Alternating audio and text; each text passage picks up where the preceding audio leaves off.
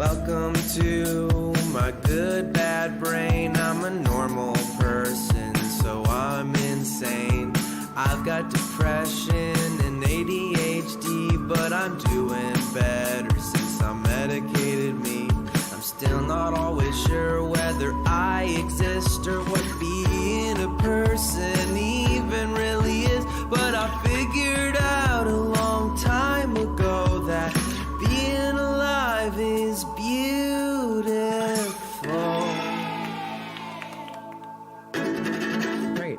Great. Jason, thanks for being on My Good Bad Brain. Oh my again. God. Oh my God. You're welcome. No one will ever know. Nobody knows. Well, now this our secret. Since it's literally the first thing I'm saying, I guess they will know. Jason was the first person that I ever interviewed for My Good Bad Brain. He's my roommate also, and my friend for a long time now. Like 10 years? Like 10 years, At dude? least. Well, No, actually, yeah. it'll be 11 this coming. Yeah. Because it's 11 years I've been here in Los Angeles in January. And we met the first year you were here. Yep.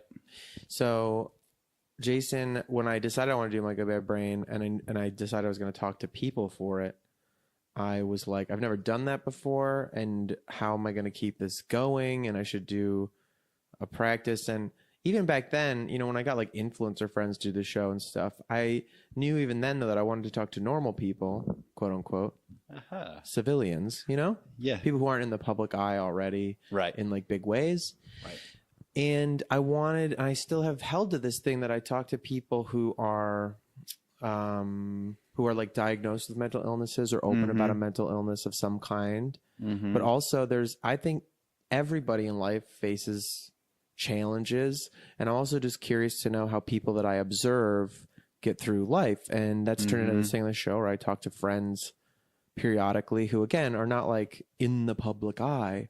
But I think I'm already feeling like this show's going to lean more and more that direction just because, I don't know, I think it's so... I remember a long time ago I had an idea for a show I wanted to do where you would just talk to like people in the most mundane jobs, just not like the celebrity version, not like the postman who like has a PR person also because they like, you know what I mean? Yes. Like saved a person from getting hit by a bus one time and they're on the news and they were like, wow, you're so funny on the news. Let's get you. And that's like becomes the person you talk to when you talk to a normal post office person now. Yeah. I was like literally just people who aren't used to performing, might be hard to talk to, whatever. Like, even like, you know, not used to like... I think that's a great idea for a show.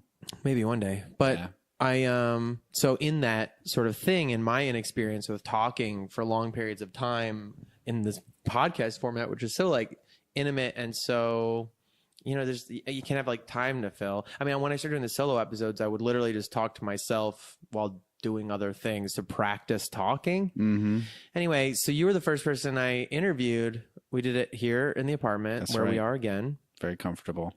And at the time because you make music and you're in the music world also. And I had this like idea of talking about this idea of like music and why it, I don't know, helps our mental health or something like that. Sure. And that may come up. I don't know. But when I never aired it, because when I listened back, it just felt so hard to me, like my first episode. Like I was trying to make bits happen too hard or something like that. A little rigid. And also because I just didn't know what this was supposed to be. Sure. And I think... Oh, Bodhi's howling. I think it was hard for me to... I think I've gotten better maybe at letting the space exist in this podcast. Whether it's me talking about myself or with a person. I have monologue for a little while. I'll chill in a sec. But, like...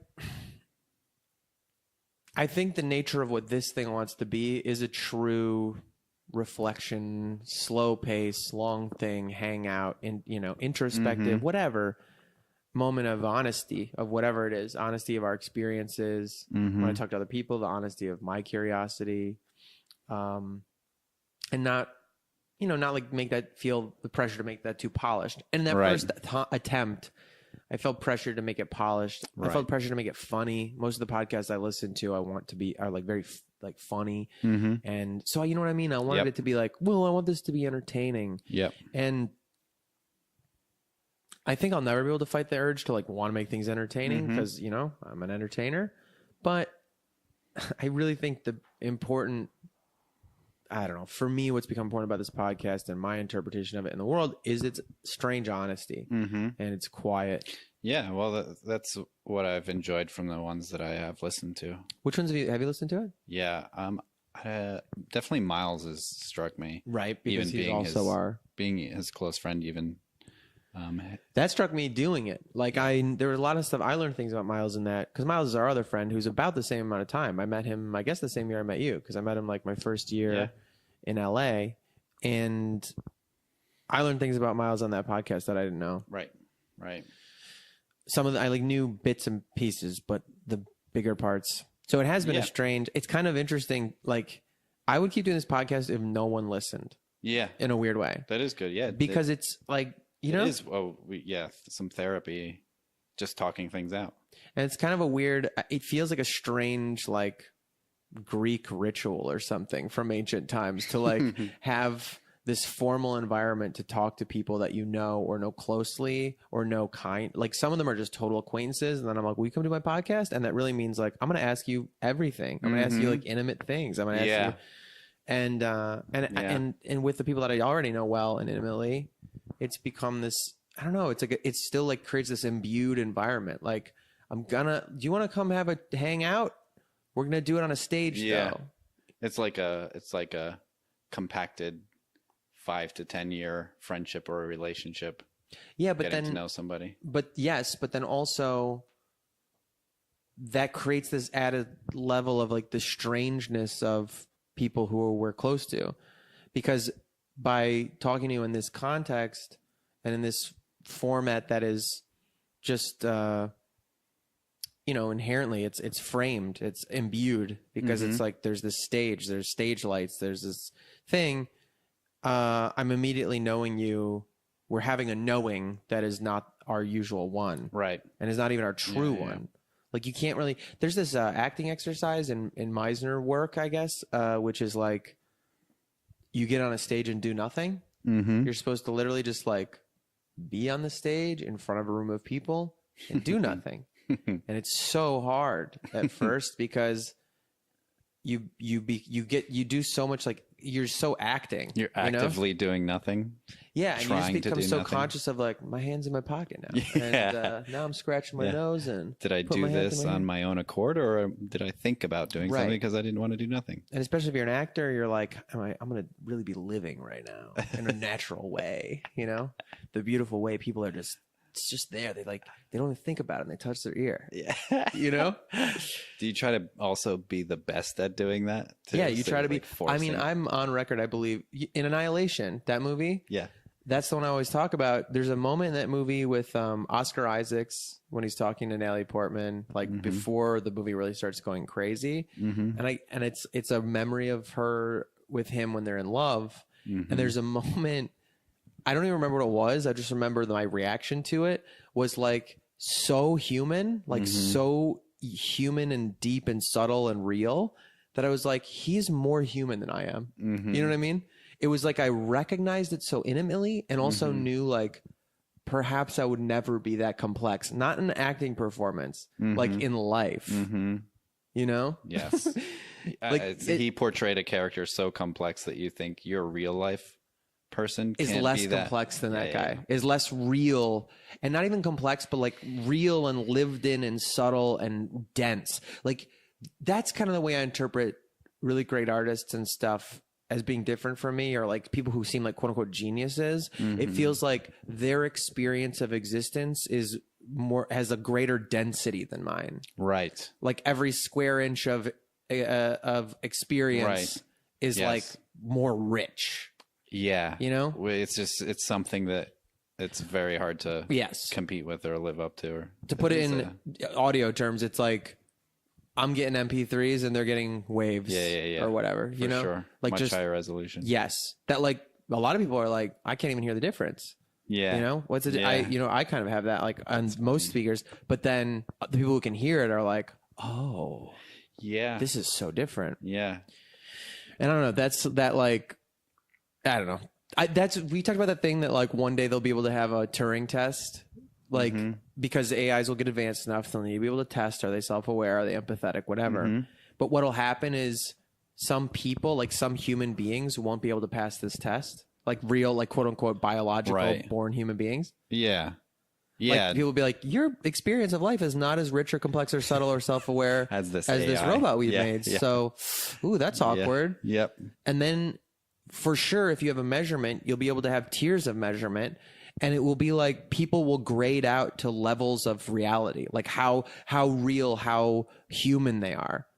And I feel like societal structure itself along like to cater to like, oh, well, and we kind of do it unconsciously already. Like we decide that celebrities are more important than other people. Yeah, exactly. And we go like, well, they're special. They're experiencing and living in this way that's more beautiful and more subtle, more interesting than the rest of us. Right. And it starts to get very strange and like. Yeah, I think everybody does that in a certain fashion, seeing other people as two-dimensional characters, right? Yes. You know, fulfilling a job, or you know, the postman who. Yeah, but I think that is, I think commonly, yes, people tend to see most other people as less complex, less rich, less human than they are, even if they're very empathetic. Yeah. What I think is interesting is to think that we all also have people that we perceive as being more human than us. Yeah, for sure. And that's very strange to imagine, to think about. Like, it's very simple to look at the solipsistic question and be like, oh yeah, of course, we all kind of dehumanize other people around us all the time into like two-dimensional automatons of just other NPCs, basically, because ours is the only point of view that we get to have. So that like stands to reason, kind of. What's weird to think is like it's like the instinct to worship or the instinct to believe in magic that makes you see artists or just somebody you are in love with and be like, they are further advanced, more talented. Yeah, there's something richer and deeper. Yeah, I do think about that a lot because there's so many people who I think are running circles around any of my creativity or talent or whatever. Somebody like Miles. Who I probably should not keep bringing up in the podcast. Well, no, I think we'll probably bring up our network a lot, just because we have so much in common there. Yeah, the brains just have formed certain pathways and have such a high energy level. Yeah, that they always want to be fed this information. They're really good at processing it and turning it into storage of information, and you know. And well, there's I always say this thing like humans are only a sum of their experiences, but some people are able to take the same information and extrapolate it in profoundly more complex and interesting ways. And imaginative ways. And I think there's something in that. Yeah, like the very simple terms of like just memorizing something like what you just learned on the piano. And being like, I know how to apply this to what right. Not only do I know how to apply this, but I have a certain goal of how this piece is going to fit into that goal. And very effectively putting those pieces together. That I think those people have those minds. I watched this TED Talk this weekend when I was having a weird one, and I was just going down a YouTube TED Talk hall with Allie, and I watched this one about what consciousness is. And well, this guy's TED Talk is basically like, we're all just hallucinating reality all the time. And he was like, your brain, which is where all of our sense of everything is stored and kept. He's like, your brain is constantly in the dark. And inside of this shell in your head. Your brain can't see anything, and it can't touch and feel anything as the nerves. Your brain, all it can do is interpret signals it gets from other mechanical organisms, organs rather. And that means that everything I see is my brain's best guess at what it is. And that's why we can get tricked by those like visual illusion things, like the one with like the checkerboard, magic eye shit. And that is so strange to think. And he was like, so we're literally hallucinating. We're like making up what we see in our brains all the time. And if we all agree on the hallucination, we call it reality. But it's weird to think that somewhere along those conduits and like what these some people's brains, and I guess this gets into the whole nature of this good bad brain thing, but some people's brains are getting the same information or similar, or maybe not. They have different literal organisms to get like more or less or different signal picked up, sensitivities, whatever. And it's somewhere along the chain, they're able to do such completely different things with it. Mm-hmm. This may sound like so like no brainer or something, but I feel like in the context of this mental health podcast, every time I like learn more about, I don't know, new ideas to think about consciousness and my sensation of myself and my world. I don't know. In the podcast I did with Nick recently, we were talking about mindfulness a lot. That a lot of mental health practices and healing for trauma starts with mindfulness. This ability to look at yourself as in a non-judgmental way as something that isn't that is free of your preconceived notions. Yeah. To go, everything I think I know about myself and who I am, and even that I am. Yeah. What if, I could imagine it's actually not any of that. It's something totally different or accidental or mechanical and I think that makes you, I had a therapist, I was thinking about this phrase they say, like let things be light. Like that, life, especially when you feel depressed and stuff, like life feels so fucking heavy. Like everything feels so heavy and horrible. And you look out on Twitter and you look at the world and it's so heavy and horrible. And, and you realize sometimes that like your feeling about that, you can barely get out of bed sometimes. Like they're just facing the day is so heavy and horrible that there's this idea of like my therapist being like, well, like imagine almost like, what if things were light? What if they were just no big deal? Just let things be light. And in that kind of effort to make heavy things light, I don't know, just being able to say like, maybe a lot of my experience of myself and my world is just an idea. It's just like an attitude or a, Allie's been doing this thing where she says hypothesis, like what's your hypothesis about yourself? Right. And then, because then you're just looking like you can't help but like look for evidence to support that hypothesis. Yeah, exactly. I mean, just like talking, just when I mentioned before about having a goal and finding the pieces to whatever your practice is to meet that goal. That's going to be the same thing with your personality. Yeah. Whatever formulation of your identity you have in your brain, I'm probably going to keep reinforcing that. I mean, I'm really fascinated by like the connection, like that, what happens between ideation and manifestation of the thing by your own hand in the world. Because I've said this before, but I still think about it all the time that like, I always thought if I could draw really well, I would be able to like, fix relationships better, describe my experience better, because it's so impressive to me that someone can picture something in their head clear as day and then just like draw it out. Yeah. That connection between their imagination and the physical world that other people can see then it sounds so connected and profound to me that like, how could it not translate to the way you describe things? Or that's funny. Don't you do that with making films? Yeah, but it kind of like even films, making film stuff for me, actually, that's an interesting question. It has become very much the myth of the auteur is like very prevalent in our society. This idea that like Kubrick or somebody who's like this director who like has a vision and they're going to do it a million times until they get it and they get it and da-da-da. And they yell and they're like, this isn't right. Give me something else. Is such bullshit. Like, because even the auteurs weren't who people think they are. Like they looked around on set and said like, what do you think too? And also because the nature, and I think part of the reason I love film, and maybe this is just rooted in because I did theater first, which is theater is so about like a temporary thing. It's different every night. It only exists for you and the people in the room. That with film, the like true idea of collaboration, that like, in theater, live performances, like inherently the audience is part of the show. Like your exchange is like, it's inherently collaborative because of that, because you can't control what other people do on stage. The director does this thing for weeks and then lets go of it. You can't change what another person's going to say to you if you're an actor back. That like when I do a film, it's like very much an exercise. This is how it comes back to the mental health stuff of like having an idea of what you want and what you need, and it has to be this way. And then what reality says you're going to get. And what the lens, I was talking to Coda about this. Coda, by the way, is someone I think of in our friends, the way you describe Miles very much. I don't know what it is. Coda's like, who's been on this podcast too, but I just feel like my impression of him is he's experiencing more threads in the tapestry. You know, his version has more stuff.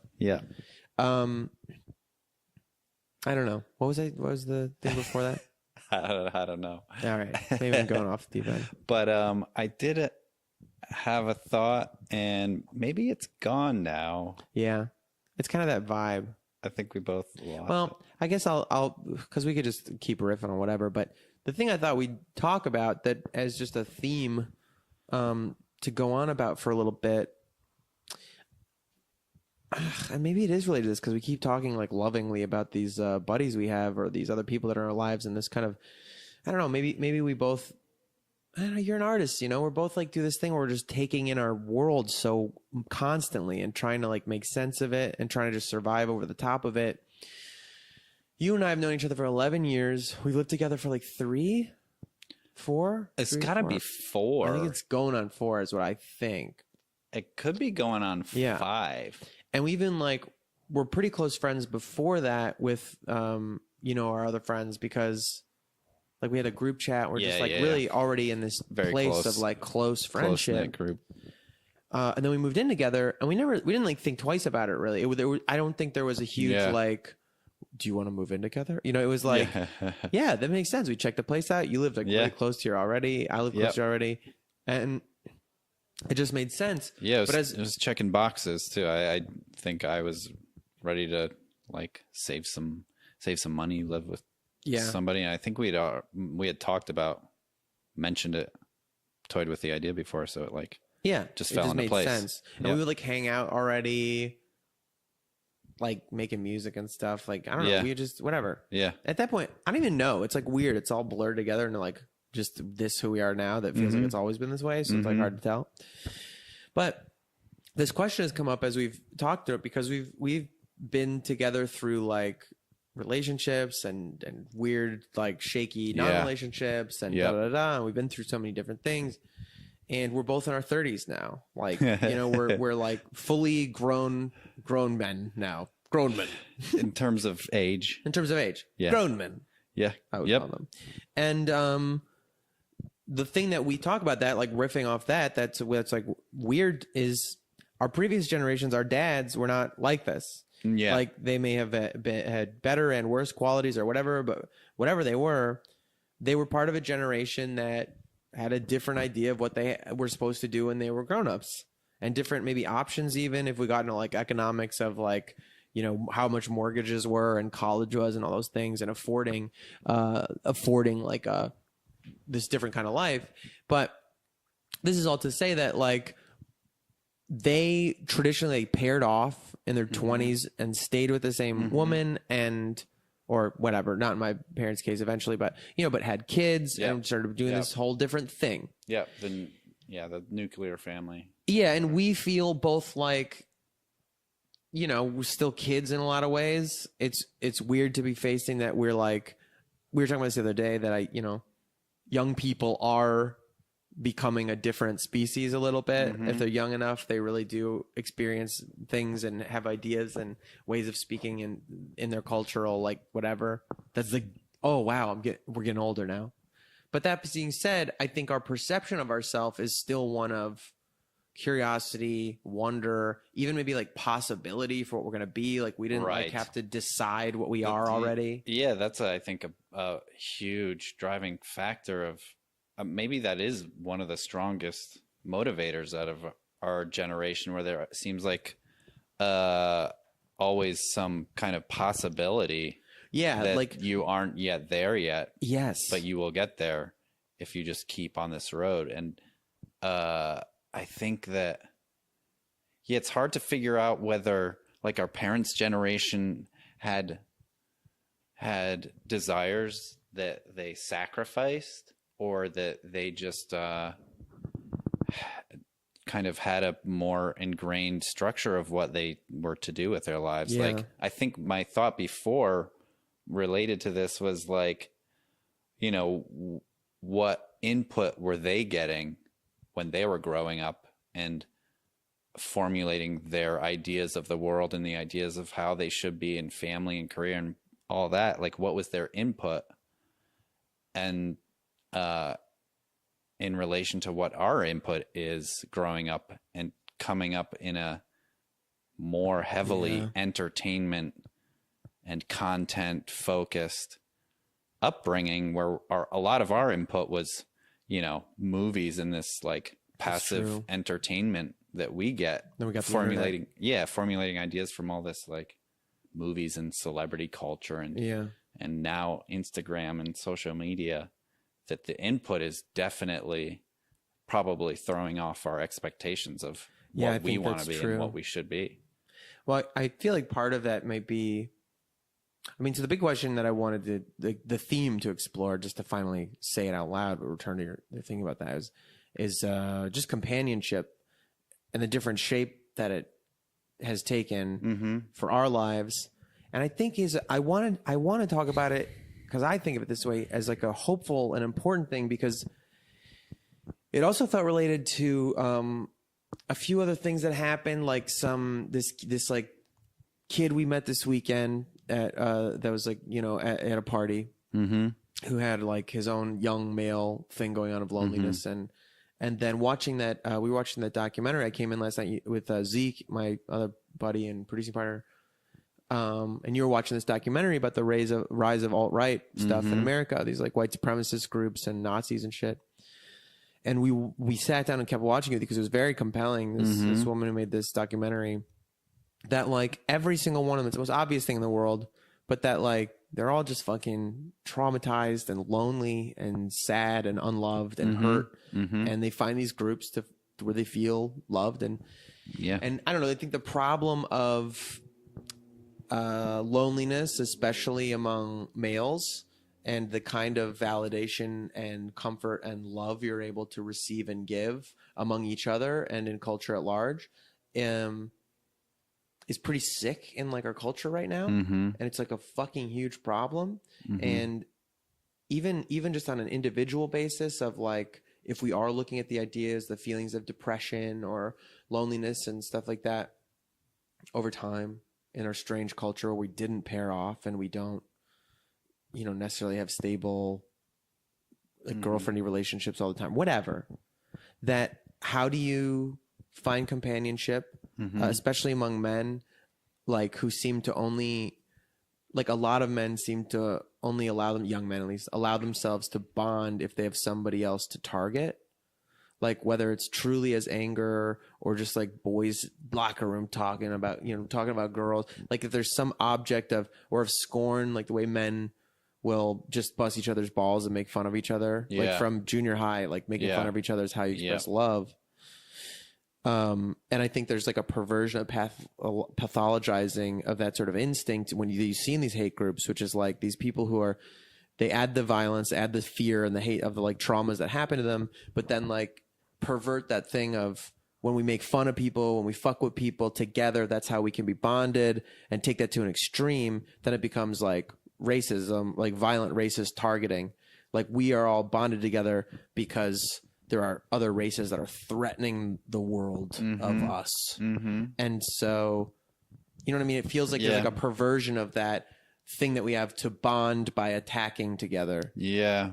Even if it's lighthearted attacking together. Yeah. It is weird to think, because if you feel like the only way to get to that is consciously be like, oh yeah, we hate these people, right? Why do we hate them?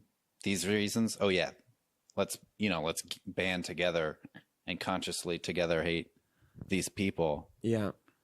But I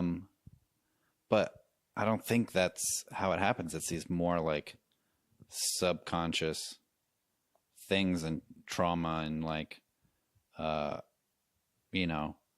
unloved, whatever, looking for these connections, safety. These bonds and safety. And I guess it is just like kind of a locker room vibe of like, haha, that's these fucking people, they suck. They're not even human. You just get to laugh with each other. Right. Exactly. Is that all it is? Somebody said something funny once about like The Sopranos. I heard somebody talk about that show, that like the reason maybe one of the reasons men like love mob movies, like Goodfellas is the greatest movie of all time, or all these, you know, all the time, is because when you watch these mob movies, like what do these mobsters do all day? They just hang out with their boys. Yeah.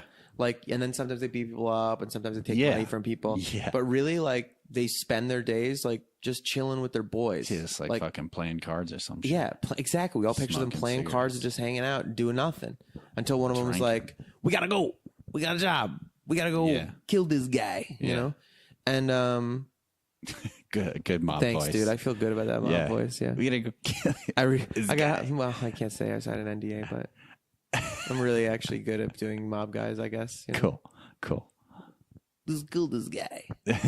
Hilarious. But fuck. Anyway, I think there's something in that I mean, I've already been on the record with this very simplified diagnosis of a problem I perceive in men, which is in men in culture, like they feel like they're only allowed to feel loved, feel affection if they're fuckable or rich. Like that's how you feel valuable. That's how you feel. And if you don't have those things, well then how else could you feel affection? How else could you feel love and warmth and security and like a good thing in the world? Yeah.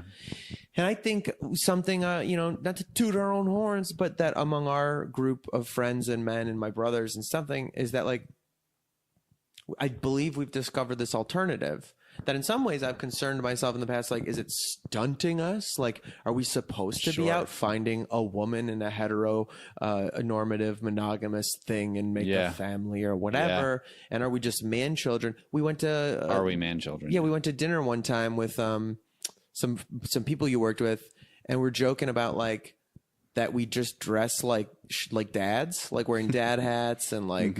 dad jeans and like, you know, poorly cut, like kind of functional clothing becomes cooler as we get, you know, whatever. And I was like, oh, maybe our feeling of how dads dress doesn't have anything to do with them being dads and everything to do with them getting into their 30s and like being more comfortable in themselves and not giving a fuck. Not giving a shit. You know? Yeah. And that like, are we like hitting the dad age and just dodged the child bullet? Right. No, yeah, I think that, we've definitely talked about that we're like, our dad instincts are kicking in without any dad stuff. The responsibilities for children or the secure or at least perceived financial security of like a dad, that, you know, which now looking back is like, they must have never felt that way. They must have always been like, oh, fuck, what am I going to do? What am I going to do? Oh, fuck, I really hope I don't lose this job. And this seems good. And, you know? Yeah, which is why, like, my dad got mad at us for, like, using too many Q-tips every week, you know? Yeah, totally. The whole dad joke about, like, don't touch the thermostat. Dude, it's so my dad. I fucking... I find myself doing that shit. Like, never use the thermostat. I have been using that space heater a lot lately. I love that little fucking trash can space heater. It makes me feel so cozy. It's very cozy. But I think there's something nice in this idea too. So yes, I also wonder when we were talking about that is if that's the prevalence of this cultural thing of daddy, you know, like that joke about like, you know, that's like this term of sexy endearment for men in cultures to be like, oh, he's so daddy. And I'm like, is that some latent, like, you know, like, because the people saying that are in their 20s, but they're also in later third, like they're all like, is there like the thing that's appealing isn't like the thing that's appealing when we call somebody daddy isn't the implied weird Oedipal, like, oh, he's the daddy figure to me. But like that he's the daddy, he's like the husband father figure that you would look at and be like, oh, a mature male who's comfortable and takes care of things and would be a great companion and father to my children. So daddy, like that there's some latent, like, you know what I'm saying? I think you're like crossing back and forth the boundary between like daddy issues and a daddy figure. You know what I mean? A dad, meaning you can picture it. To me, I'm picturing it like the two different ones are like father are like daddy issues, like the father that's above me, and daddy issues like the one that's parallel to me as a companion, as like a partner, you know, like someone who would be a good daddy to my mommy. Right. Versus a daddy to my child, to my son or daughter. You know what I'm saying? Like I think the wider interpretation is this like kink kind of like thing of above me and right. Scolding and like in charge of me. Right. But I'm suggesting the possibility that there's some other aspect to it of like kind of a wifey material. Yeah, like wifey material. Yeah, yeah. I'd wife her kind of thing. I Yeah. should have wifed her kind of thing. Yeah. Yeah. Which is like would be very funny if we were like just said she's so mommy. I'm gonna start doing that. Yeah, that would be Which I guess weird. we do umami, mamacita. Umami? Like not umami, not like okay. sour, not sour, but But umami. mommy, MAMI. Yeah, Yeah, I guess that's more yeah, Latina, mama, though. yeah, ma. I guess that's kind of a thing. Hey, ma. Hey, ma, what's up? Well, I don't think it's as prevalent as It's not as prevalent. Daddy I would like to culture. make mommy a thing, though. That's very funny. Sure, yeah. Mommy AF. I don't know. Yeah, it's weird Mommy how AF is funny. Yeah. It's kind of weird how, like, if you think about mommy issues, like, a mommy figure doesn't seem sexy to me, Yeah. I think But I know, like, the wider wifey material, like, you would be a great mom is Yeah. sexy the wider connotation. well, to me, wifey material is less about a good mom and more about seems to be more about like a good supportive female partner. Yeah. But it would lead to Potentially. Yeah, strong, mature, responsible. Potentially. Wonderful. But I mean, mom. like, but when you think of like a good partner in a sexual female partner, like a romantic partner, do you picture more like someone who would be a good mom to your kids or more like a good like partner in crime, like who has your back and is Machiavellian and stuff, or not necessarily evil, but you know what I mean? That would be like, I think the latter, ride or die. The former. Yeah. More of like someone who would be More a someone nurturing person yes. to other people with you. Yes. And a strong, like singular not presence. Yeah. Yeah. Just a comfortable, confident, strong motherly wife figure. Yeah. Well, okay. Nurturing. Yes. So on that thing, I think there is a thing that everyone is programmed to look for, which is a companionship that makes them feel seen and makes them feel loved and comfortable. Mm-hmm. And I think a lot of it is related, especially this time of this age of life and this like, phase of like rhythms and daily sort of experiences of habit that are comforting. And a lot of people settle into that like in a romantic relationship, and that's the only place they can get it. Mm-hmm. But one thing I've thought about, I think we've talked about a little bit, and mostly in humorous terms, is like, is it stunting us? Right. Did it stunt us committing to female relationships or things that we were in or looking for that harder because we have each other, basically? Yeah. And not just each other, but like this little network of pretty close friends. But I guess more specifically and impertinent to this and unique to the conversation that only we could have is, yes, living with somebody else who becomes a companion. There's like a sharing of chores and there's like evening rhythms and rituals that seem similar and in the same space all the time. Proximity. Yep. You know what I mean? Just seeing each other more. Yeah. Yeah. All those things are, I think, different between you and I than other friendships for sure. Yeah, well, they have to be because we're the only people who live with each other for this amount of time. Yeah, no, I mean, I may have lived with you more now than I did with Jamie. Yeah. Well, which is weird. I've never my high school girlfriend. Yeah. Because who you met when we first knew each other. But that's surreal to me to think like, right. No, at least living one-on-one, at least like living, yeah, it is a weird dilemma. Like thinking about, it's hard to figure out what's the right path of either I should be doing this, like the ideals of past generation. Oh, you're not starting a family. Oh, you're like changing career all the time or whatever, or you don't have something stable. Oh, you're just hanging out with your friends. Oh, you're playing video games. Should you not be doing those things, or are those just the things that you do that make you happy? That this is a new kind of living. Kind of thing. This is a new kind of thing. Do you think, because the other aspect of it too, I mean, like the standard, natural quote unquote model of why people pair bond or whatever is to reproduce and then protect those progeny. But the other thing that we have in common is that we're both artists, and we both have these like, unrealistic aspirations to like make art forever and make big art and like keep growing the mass of the art that we make and how successful and present it is in the world, and that kind of aspiration. That early on I was like, oh, I'm just gonna have this. I have to just do this. I would do something else if it didn't feel like this is the only thing that made sense to me.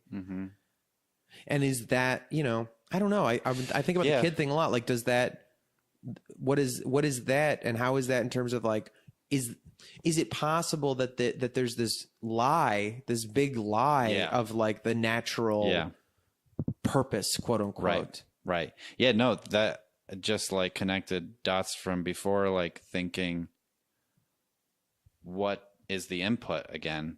Because there's some people that still, of course, have the thought in their head, like, I want to have a family. I want to have, a house, a career, whatever. And I want that to be my life. I'll take that further. There are people who still have the thought in their head that it's selfish to not have children. Right. That's because who's going to pass it forward or whatever. Yeah. Despite the fact that clearly we're not going to run out of people. You know what I mean? We just keep spreading and growing. Clearly it's not an issue that we have to make more people. Yeah. But then but that is interesting what you're saying, that some people do have that impulse. Yeah. Some people have that impulse. And just like you said before, what makes us have this impulse to be like this aspiration of art and music. I've got this thing that I want to work towards, and this idea of being an artist in some form that is the goal, aspiration, vision that can equal the other vision of having a career, family. I mean, obviously, right. Well, that's right. It's obvious when I say it, but sure. But this idea that like your creations are your children to some degree. Yeah. Well, yeah. Just that impulse is the same. Yeah. Just two different outcomes. Yeah. And where is that input coming from? Where did we get the idea of being an artist and aspiring to that? Is it seeing things on the TV and being like, wow? That's an option. Yep. There's that like having it be such an option and such a celebrity worship early of like to be an artist, to be somebody who doesn't do, because that is the thing when you mentioned the Instagram thing, that's what made me think of it, is that even if it's just on your little tiny following of Instagram, even if that following is very tiny and it's just you cultivating something that looks like that, and you experience your life like weirdly you're your own favorite celebrity, as this object. Yeah. That those people, like even if actors that are really famous to us do choose something traditional, they have a mate and have kids in a house that stays very quote unquote traditional, we still picture them like these standalone figures, unattached, who have their own stories. And they do live out these stories if they're actors. Like, you know what I mean? It's something in perceiving them as these unique individuals, unattached, is inherent. And so then we do that for ourselves, to like remain unattached, to remain individual, someone for whom like any possibility is still always on the table. Yeah. I mean, for me, it's not even like, there's never any time where I'm like, I don't want to be attached because that fucks with my vision of myself. Well, but you don't feel, well, this is what I'm saying is like, if a celebrity that touches your life, an artist, not even a celebrity, let's say an artist, David Bowie or something, you never, maybe David Bowie's the wrong example because he's so like fashion and cool kind of vibe, but like you never think of it. You think of that person as an idea, like not as a real human, an idea that is that imbues its universe around it with an extra kind of beauty and curiosity and fascination. They're not a real flesh and blood human. They're a series of ephemeral works and concepts and inspirations that have like affected your life. Yeah. And that's what you think of a celebrity artist as. Yeah. Not as a person who has a family or shuts down their options or closes their doors by weighing down with responsibilities. They're like the forever muse. They're like, they might have made an album when they were like 22 that will always be to you who they are, even though they've moved far on past that. And anytime you make an art, I do think you realize, you feel like it comes from outside of you. It's like a thing, once you're a few years on from it, you're like, oh, I don't even relate to that anymore.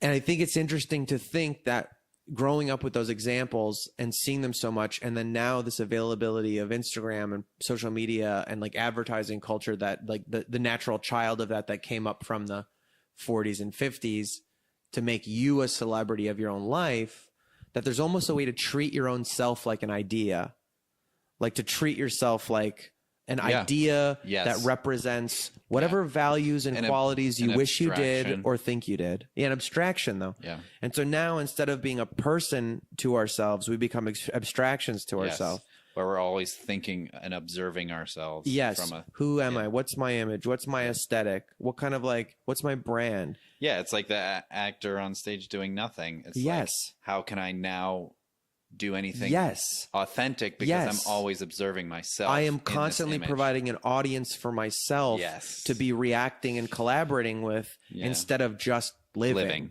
That's fucking weird. But I do have that thought of what you have to come back to, the idea of like, what do I want to do?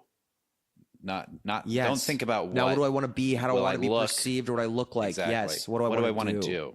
You know?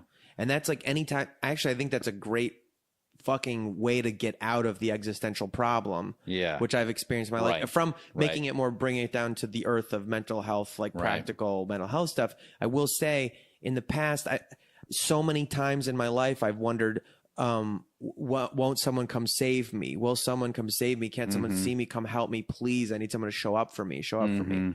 And thinking that, feeling that, knowing I needed an audience, I needed something. If people just thought I was beautiful or interesting or could help me with that, or come blah, blah, blah, blah. And it never works. Nobody shows up when you need someone to show up, you know, unless you ask somebody because you need help, which does work actually with friends. Yes.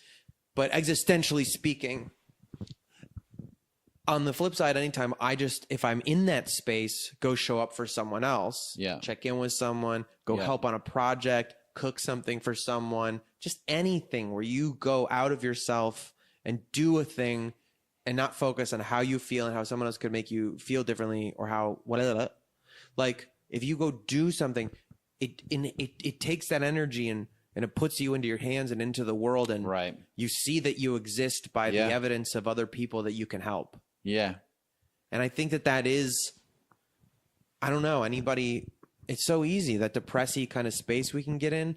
I do think that might be the difference between introspection and like navel gazing, you know, of like this kind of self-obsession that sort of mixes with self-flagellation, this self-observation that is not experienced and not introspective and mindful, but becomes, I don't know, like judgy and trapped. And I don't know, anytime you feel like the energy is like pointing all inward towards yourself, anything you can do to redirect that back outwards becomes generally, I think, an answer to escaping. Yeah. It is like, I think, I've realized this much more growing up and being a 30s grown man. Yeah. Finding the results you want in the effects of doing things like, you know, working on music for an extended period of time and getting better gives you a sense of fulfillment. Yeah. You know, not, I'm going to do this thing because I think it'll look cool and this is kind of the image that I want. Right. You're getting emotional responses from growing and building and acting, you know? Yeah, putting things out. Which is a true fulfillment. And even just like going and working out, being older, you know that is going to improve your emotional state, which is very real. Yes. Realizing those program things that are running all the time and being able to access them a bit more is, I guess something that comes with maybe some maturity, but it's getting harder to realize because you're so caught up with aesthetic and sometimes I think that maturity is like defined most inherently by shedding self-destructive habits. Yeah. I feel like we've definitely been doing a lot of those over the past years. Yeah. And shedding them, you mean? We've done them. We've done them plenty. We've done them together. We've done that. But there is a quality. I think it's interesting just as I get older. Fireworks? I think it's fireworks. Yeah, great. We're always playing gunshots or fireworks in the neighborhood. The gunshots and fireworks. That the gunshots or fireworks derailed me slightly. Yeah. We're like, did it pop? Did it crack? Did it get a little sonic boom, or is it bassier? If it's bassier, it's probably a firework. If there's a crack, it's usually is there multiple? The crack because there's something breaking the sound barrier. Mm-hmm. The bullets breaking the sound barrier, which causes like. Interesting. Just turned into a science podcast. Do you know that's why bullwhips are so loud? Oh yeah. Because the tip of the string breaks the sound barrier, and the centrifugal force goes so fast. I think that's fascinating. Whips are insane. Well, you're talking about one of the things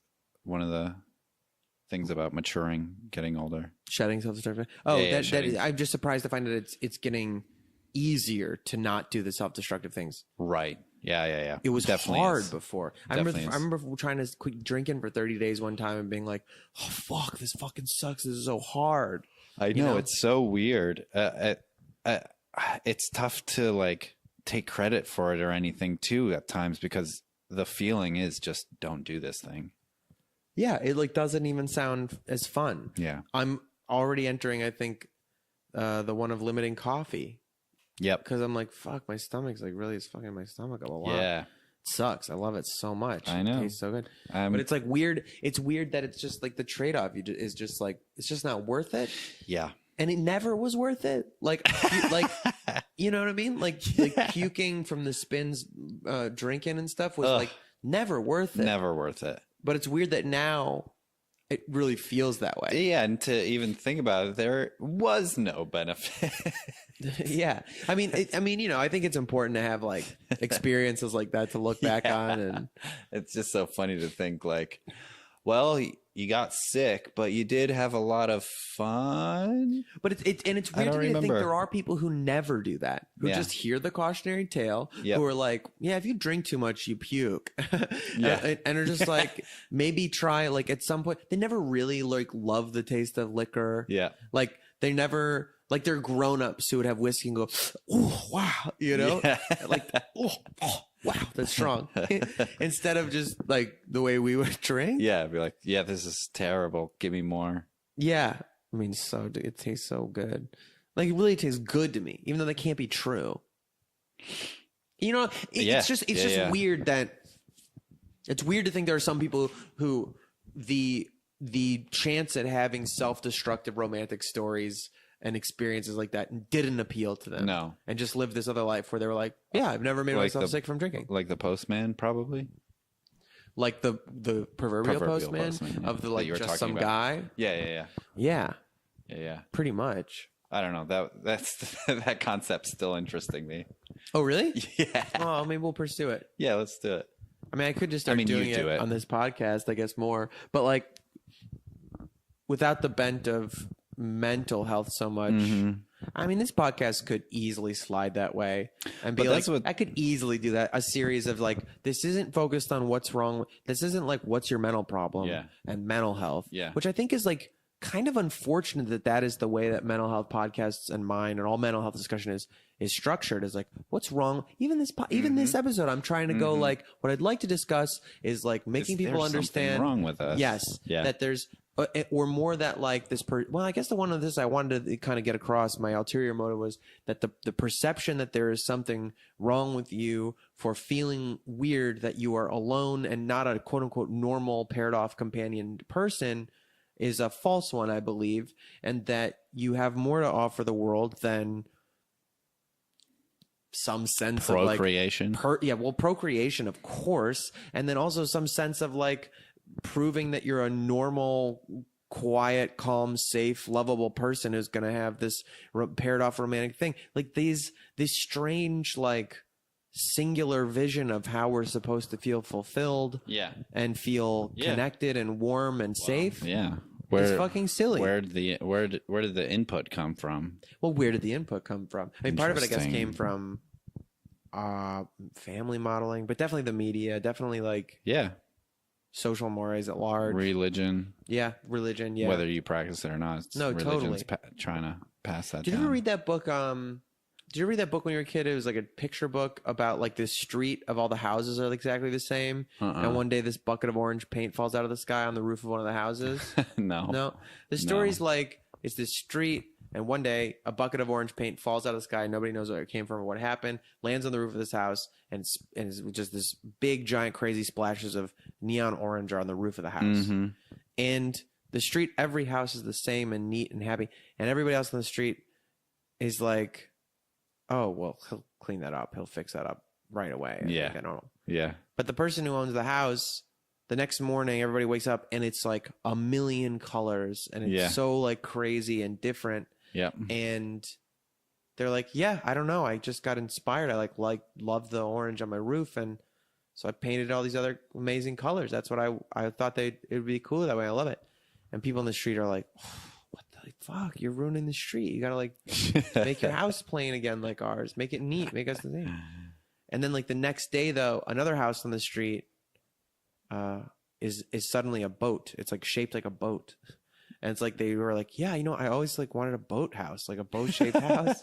And so I don't know, I guess the guy with the orange house just made me think like, I'm like a boat shaped house. Yeah.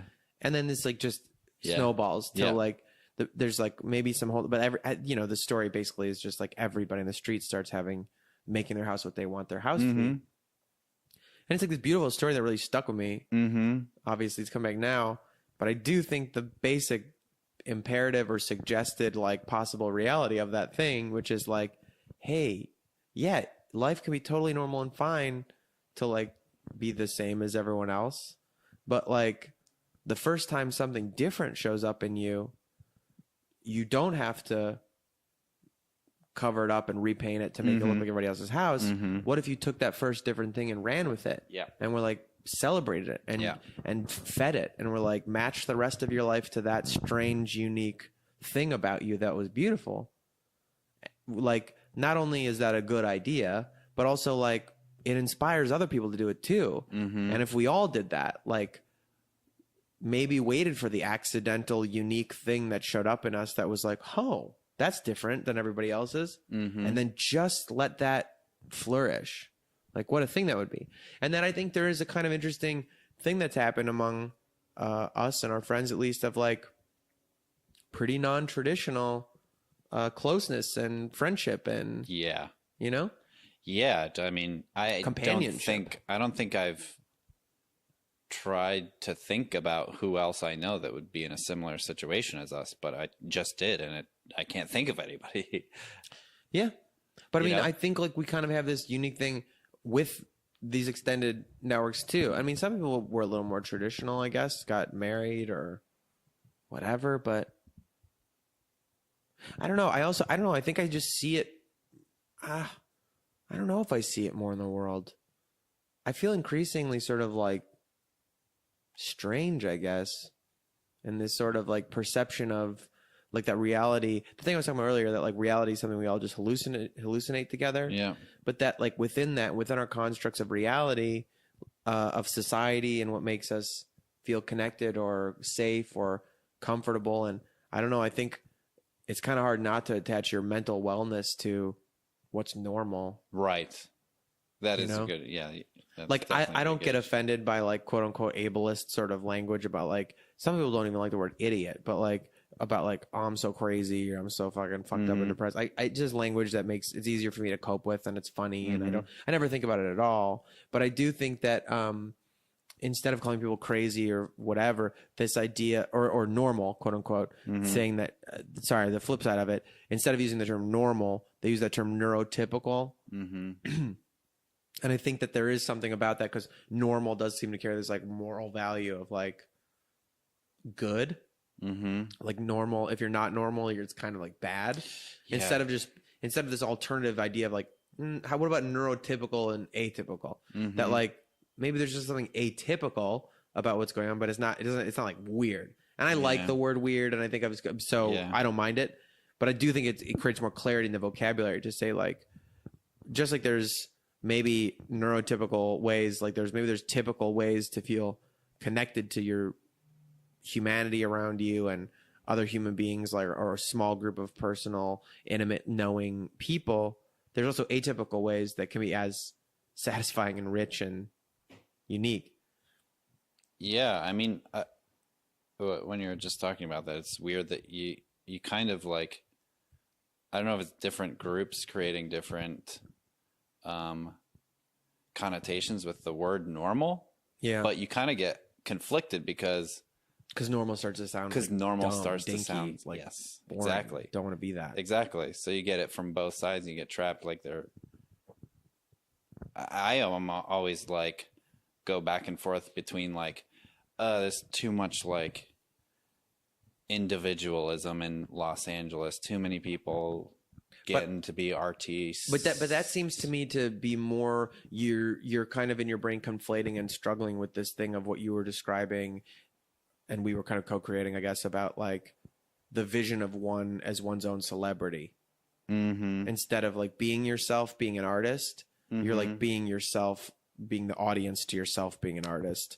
Right. And that feedback of like, I'd like, you know what I mean? Yeah. The whole joke about like people, I mean, and this is kind of writers talk about this in a funny way, and I think in an ironic way, but like how we all love, we hate writing, but we love having written. Being like, you know what I mean?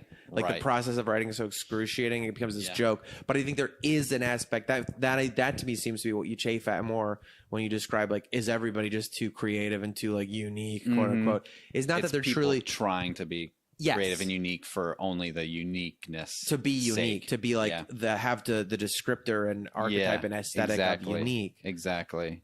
Which is funny because I think about that sometimes. I joked about this on the Valleycast, the Valley Folk podcast I did the other week, where we were all talking about how great it is creating things with people you like, especially like you just giggle fest. Like when you make films, when you make things with people that makes you fucking laugh, and you make each other laugh and break on how wonderful that is.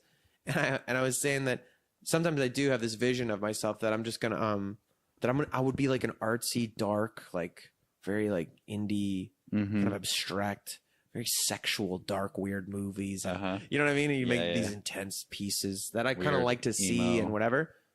But like, then I'm like, what would set be like? Like, so fucking boring on set. Yeah. And I'm going to like start wearing hats, I guess. And like, and kind of just be like, like, you know, like one of these artsy kind of people in Silver Lake. And just like, very interesting, you know, and I have a fantasy of kind of being that, but that's like my version of not being in my life and being myself and being what I instinctively create, but of wishing that I were a kind of creative, cool person, molding yourself into the vision that you can imagine, to be like to the audience of me observing the celebrity that I wish I was. Yeah, it does make you realize how crazy and dedicated some people have to be to some certain visions for these movies to come out with.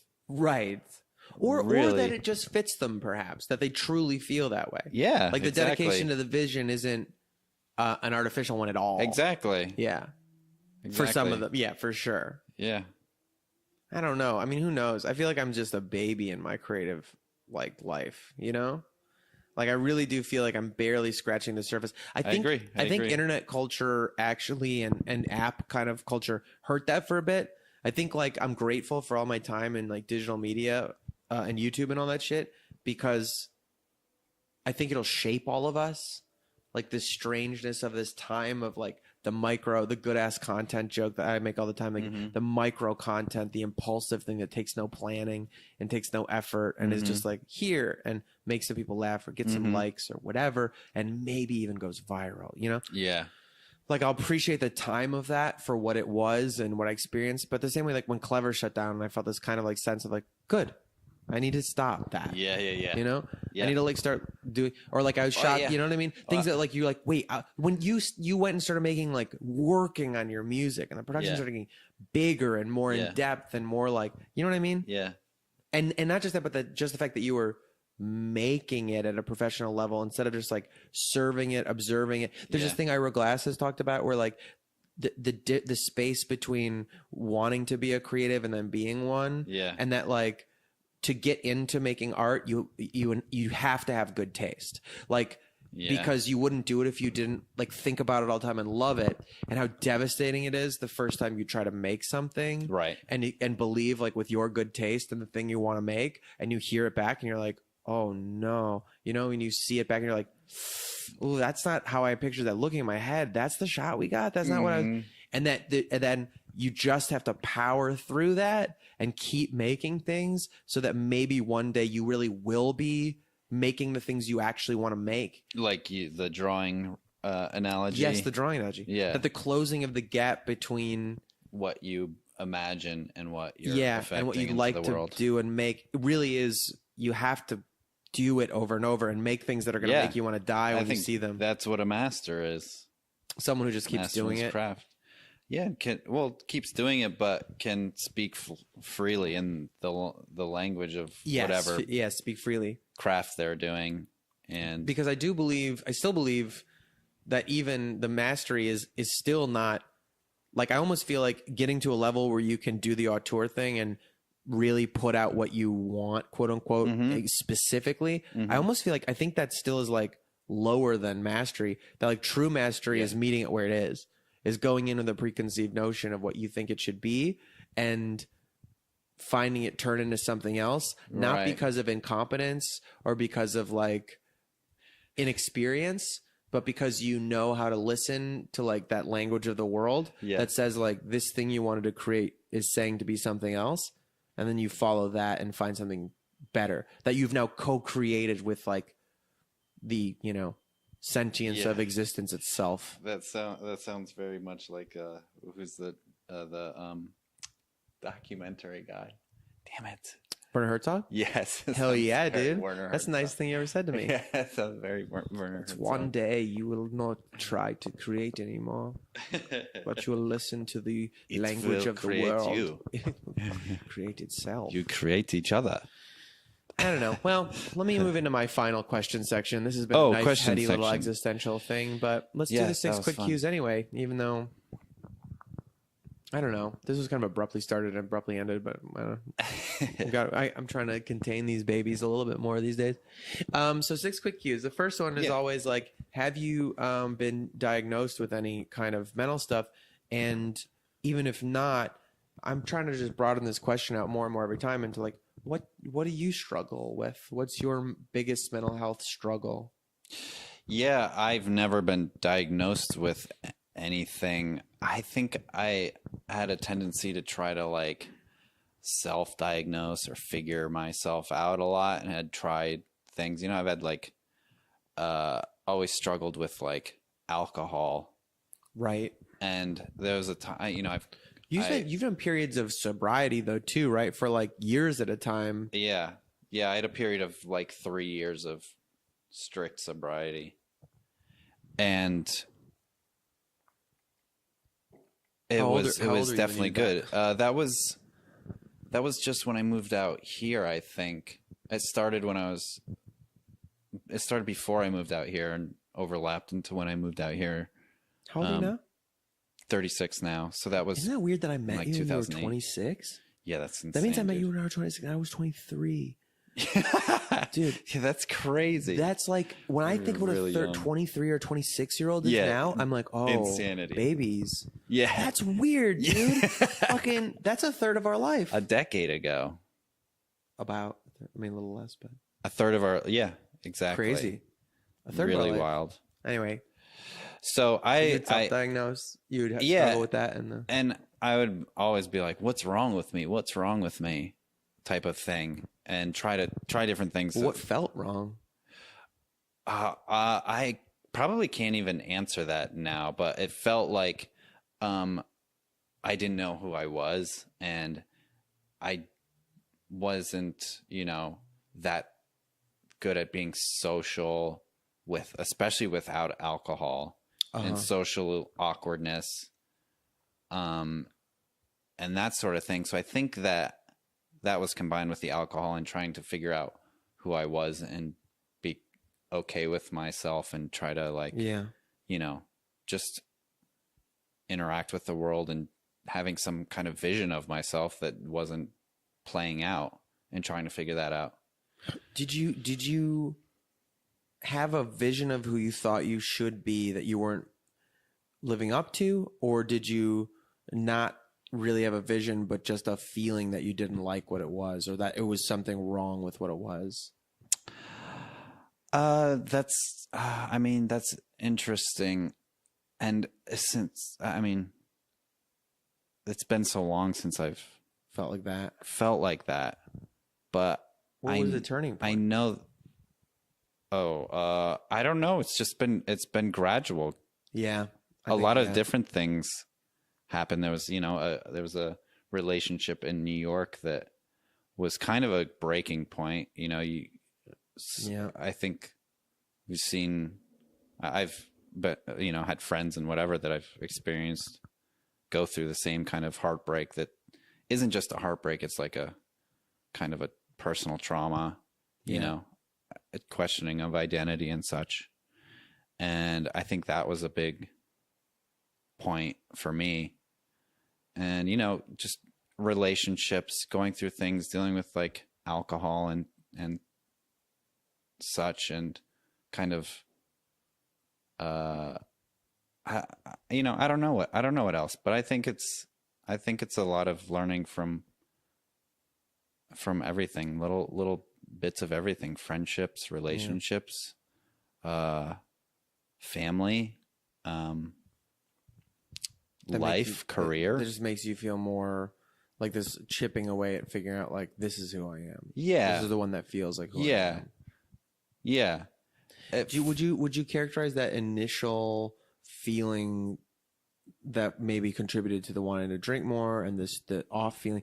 Was it like one of just purely existential of like the question of like, who am I? And I don't feel right in this world, like the Matrix kind of a thing. Do you know what I mean? Like, yeah. I'm not even making a joke out of the Matrix. No, I think no, the Matrix is very like true to the question of our time, of our generation. This like feeling that the world is wrong, like there's something off about it or how I fit into it. Yeah. Is that like the nature of what you were describing as like the thing you feel you struggle with? I don't think so. Before, high school, college kind of days, I don't think it was that. I think it was more simply like, I want to be cool. I want to be fun. I want to be this person liked by everybody type of thing. Yeah. And I don't know where I got that idea from, but, I think a part of it was that I was a younger brother and I saw my older brothers. Yeah. I put them on a pedestal, them having fun and being cool, older. And that might have played into that, but just a idea of like drinking, partying, experiencing the world, these romantic ideas of, moving to New York and meeting people and artists and feeling that cool of that aspiring to that, intervening 15 or 20 years or whatever. Like, do you feel, so you're saying something happened gradually over that time that was like no longer as concerned with, being defined or your value being defined by like the affections of generic other people thinking you were cool. You know what I mean? Yeah. Yeah. I think that has gradually happened where, again, it's like, what do I want to find fulfillment from? What do I like to do? Mm-hmm. Yeah. Rather than what do I want to be seen as, I guess.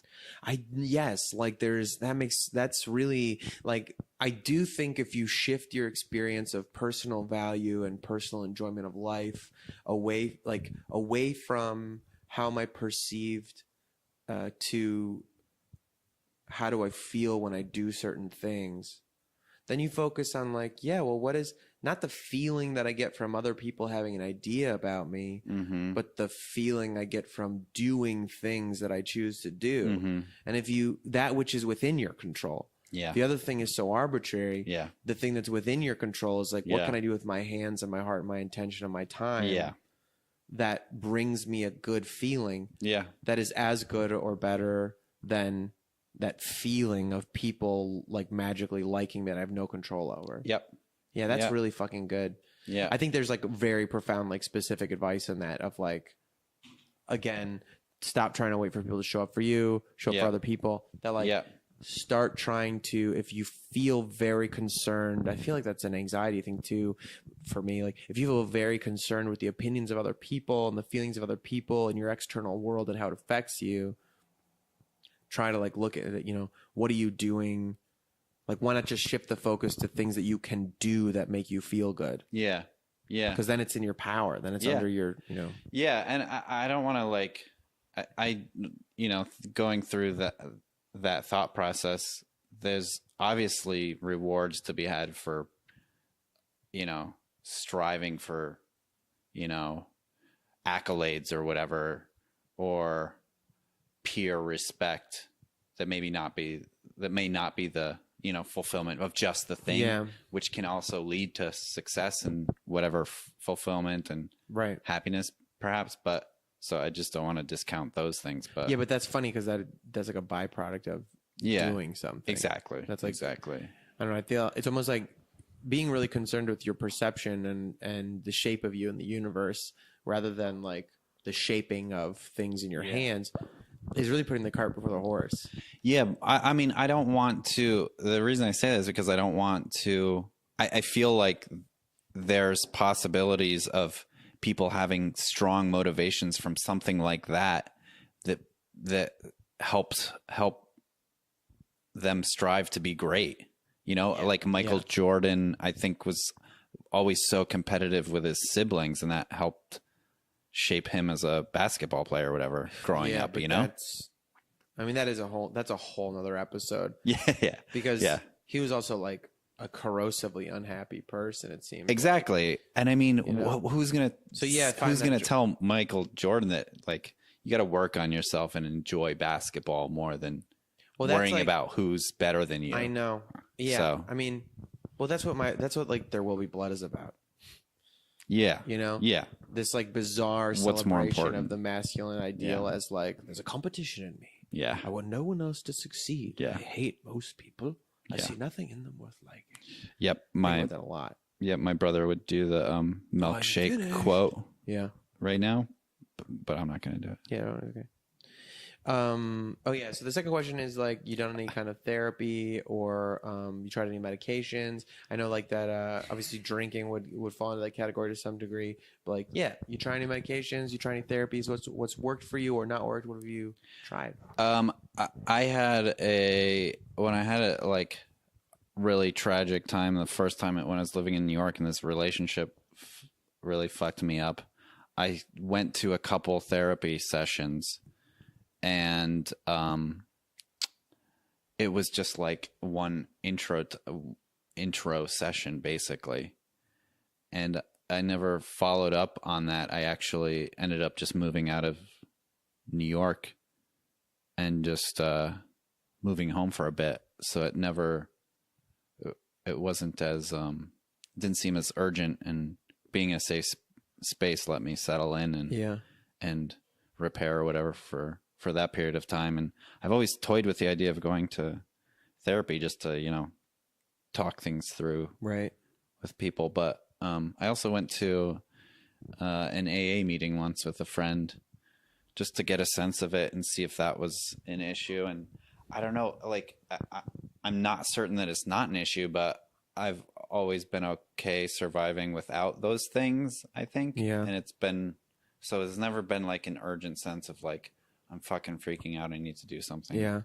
Yeah. I went to Alan on the past, and that was really great. I don't think 12-step would be necessarily a thing for you. Yeah. Just because I've seen you a lot, and it's like you're able to have some and not let it like just run wild in your life. You're not. I don't see you like using it to like escape too much.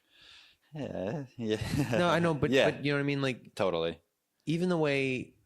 Well, both of us, because we kind of let each other do it for a while. Like, we'd just drink at home and stuff. I drink alone all the time. And you know. Well, anyway, what's something? This is 3. What's something cheesy that you find inspiring? Cheesy that I find inspiring. Geez. Well, figuring out something cheesy that I like is a struggle too. Corny. Hallmarky or whatever. Inspirational. Really? This is tough? This is tough one. I mean, like, things like pop music. Yeah, that counts. That would definitely count. Yeah, I mean, like... Is there a song you think of in particular? There's been some pop songs recently, but it's more like the sense of, like, there's like still so much talent and work around it and all these things coming together. They're like, damn. I know. It's funny. I started looking at like big commercial movies differently. Differently. Yeah. Because like we shit on them our whole life, like a movie like Transformers or something like that or whatever.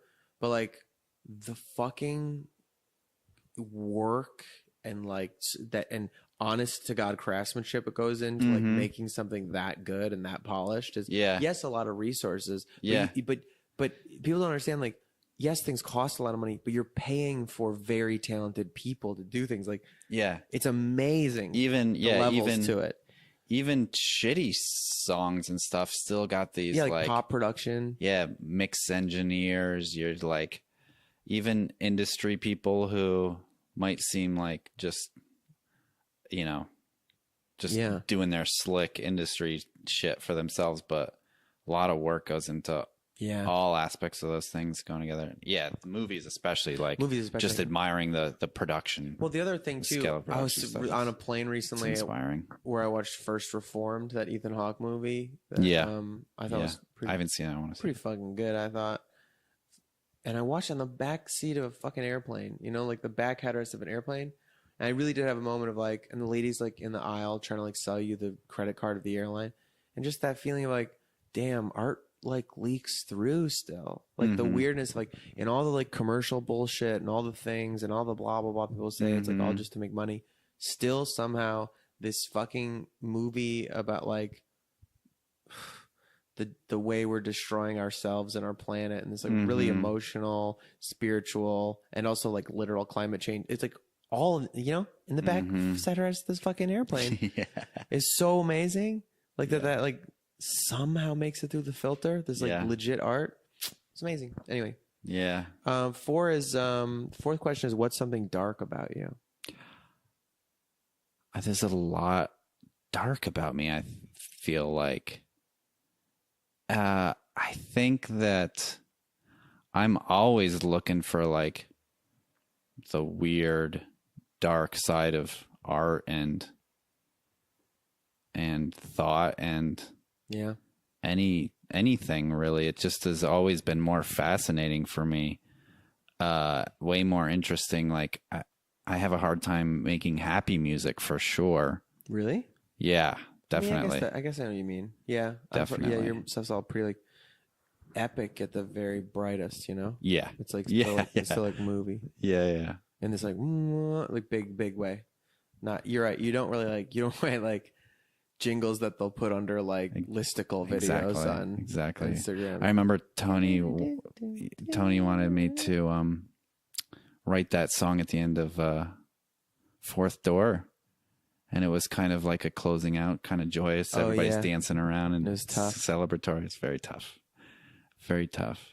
Oh yeah, you did write that. Yeah, it was just bouncy and whatever. And I was like, okay, but yeah, that's interesting. But I also really like dark dreams that I have, and they can be very terrifying sometimes. But I don't.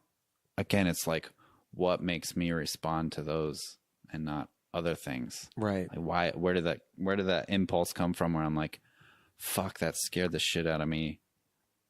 I don't want to go back to sleep, and tomorrow I'm gonna really love this dream that I had if I can remember it. Yeah, you know? That is interesting. I wonder what that is about. I don't know. I don't have an answer. I don't know, because I feel similarly.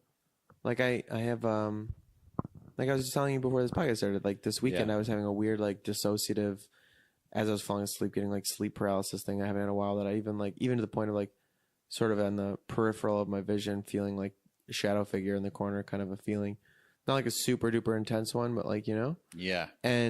But like, I like that. Yeah. It's kind of the way like edible weed and stuff like scared me. And when I first tried, I'd be like, oh, this is way too much. I don't think I like that. Oh yeah. And I'm increasingly like it. I like to push the weirder spaces. Yeah. Because the more it's like, I feel like it's like getting good at hang gliding or something. Like you're probably like really fucking scared the first time you go skydiving. And then eventually you're like, let's do some base jumping. And then you're like, let's do some wingsuit base jumping. Let's just jump off a fucking slopey hill and you know? And so like one day, basically I'm saying one day I'm going to hit a bridge, dude. You doing heroin, dude? I do want to like get more into psychedelics. I want to like go on journeys, you know? Yeah. That can be scary and dark too, but it can be, but it sounds like intriguing. There's a lot of. And if you have like a sense of your, like, to me, spiritual strength or something, like if you have a safety, a feeling of like, I've prepared myself for this and I know I'm in a safe place to come back to. And I think it makes it easier to like go into the dark, you know? Yeah. Yeah, for sure. That's good. That's cool. That was cool. All right. 5 is, what's the last gorgeous thing you saw? I guess the fucking sunset yesterday was really fucking. That was crazy. To be the LA cheese, and I'm usually totally against it, but that sky was on fire. Yeah, it was amazing. Even here, I just kept getting up and going like, "Oh my god!" It was like neon pink. It kept changing phases too. Yeah, because like there's this building out our window that reflects like. Oh yeah. I don't know. Yeah. Yeah, the sky was wild. Yeah, that was very impressive. Sometimes that. Yeah, it's just fucked up, the light show you get, you know. Good one. All right, last part is my final thing is my don't kill yourself list, which you are familiar with at this point in life, which is, you know, a list of good, tangible, usually accessible reasons, inarguably, objectively in your perception, to stay alive. And mine always starts with coffee, sandwiches, and lavender soap. What would you add to the don't kill yourself list? So wait, reasons not to kill yourself, or no? Usually they're like things. To do? They can be reasons, but like they are reasons. That's like, but they're objective, tactile. Usually something that you just go like, this is a good reason to be alive. This is a good thing in the universe that I wouldn't get to have anymore if I fucking left it. You know what I mean? I don't know. Yeah, for sure. They became like things to keep me here when I was really desperate. Things to. You know, in my darkest places. You know what I mean?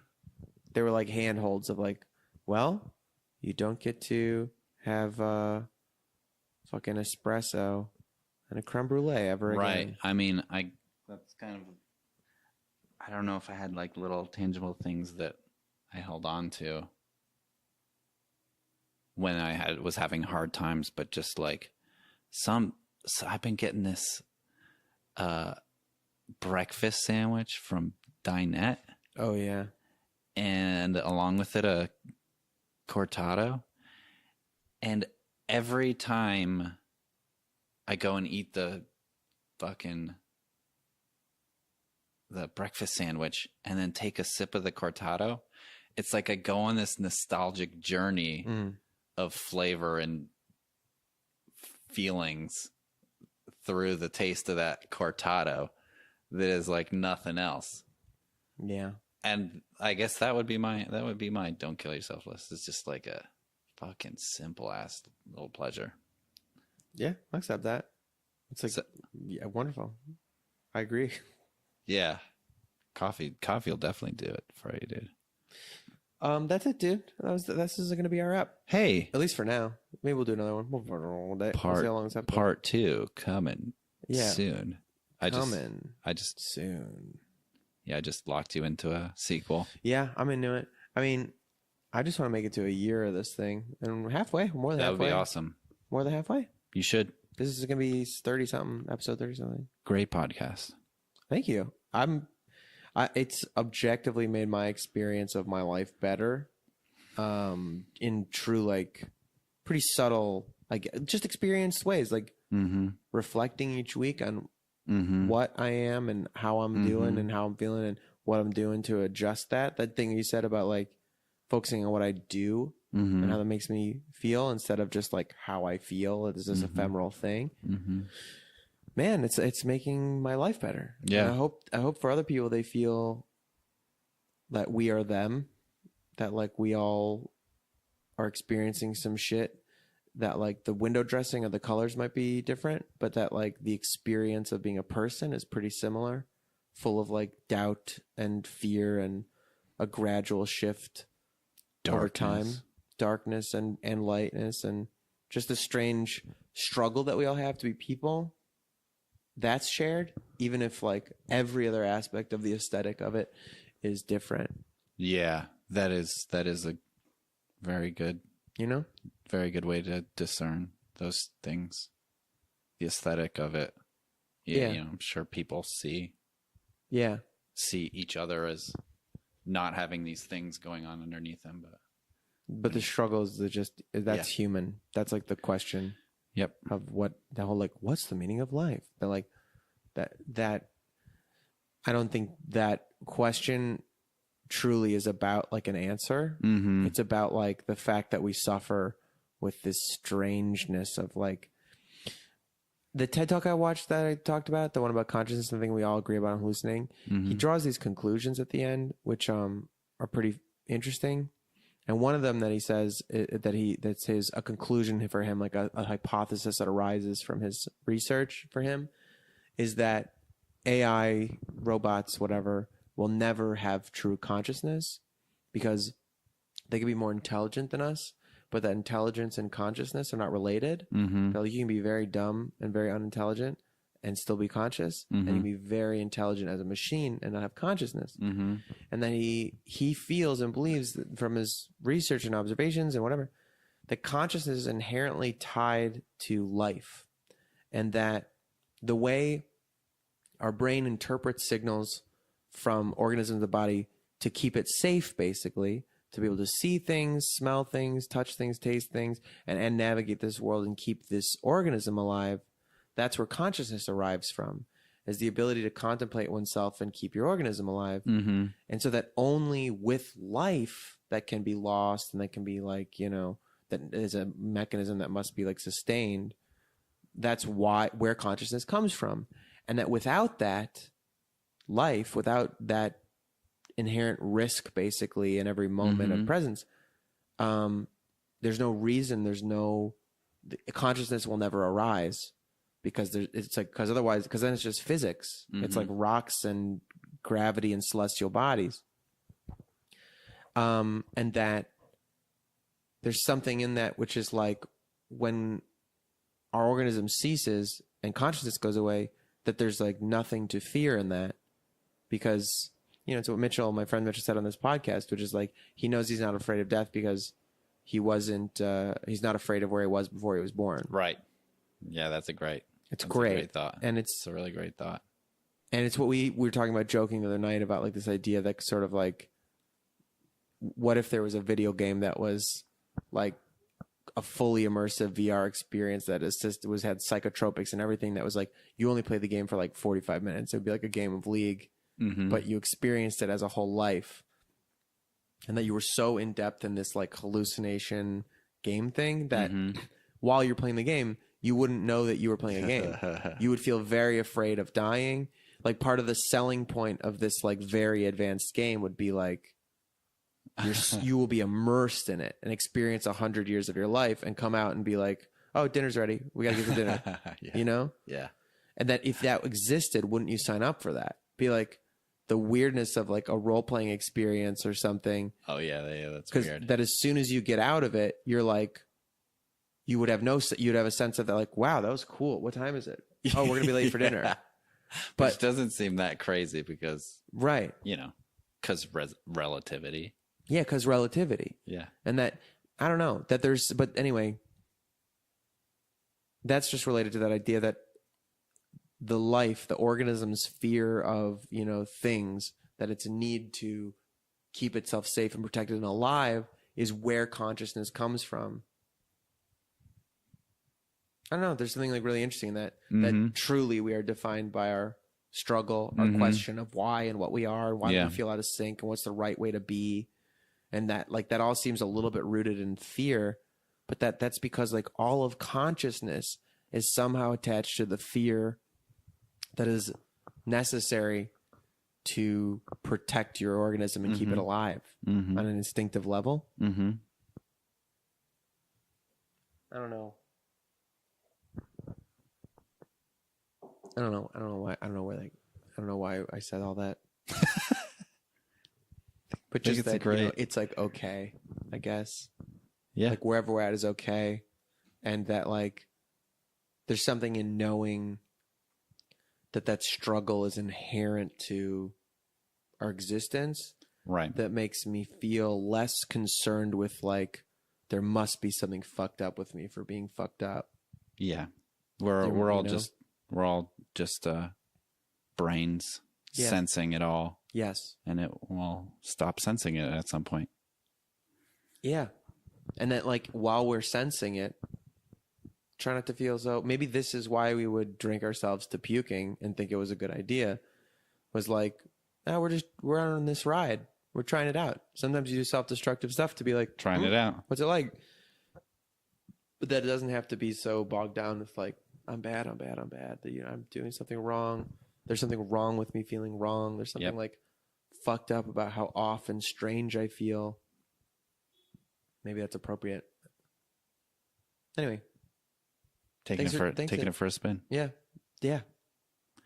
Hey, honored to be here. Hey, it's a pleasure. I guess we're just going to keep chilling after this. Like, yes. Because we live together, so. Yeah. More of this. More. Yeah. All right. Do you want people to follow you online or anything like that? Nah. Really? Nah. Cool. I don't have any. That's fine. I mean, public. I've asked other people, and I don't know. I get that. I appreciate. This isn't really a super. This podcast has this weird quality of even people who are public facing sometimes like don't promote it. Yeah. They don't want to share it. Yeah. And I don't blame them. I don't like. Yeah. You know, because it's really not that that's what you're doing. Yeah. Yeah. But that there is something really nice about the people who do know about this podcast and who do listen to it and who are here. It really is this little like side pocket of let's just have a discussion and, reality. Yeah. And it's personal. It's like strange. Yeah, I'm not good at self-promotion anyway, even if I did. Well, who is? Yeah. Who is? All right, guys. That being said, check out patreon.com/mygoodbadbrain and give us your money. Hell yeah.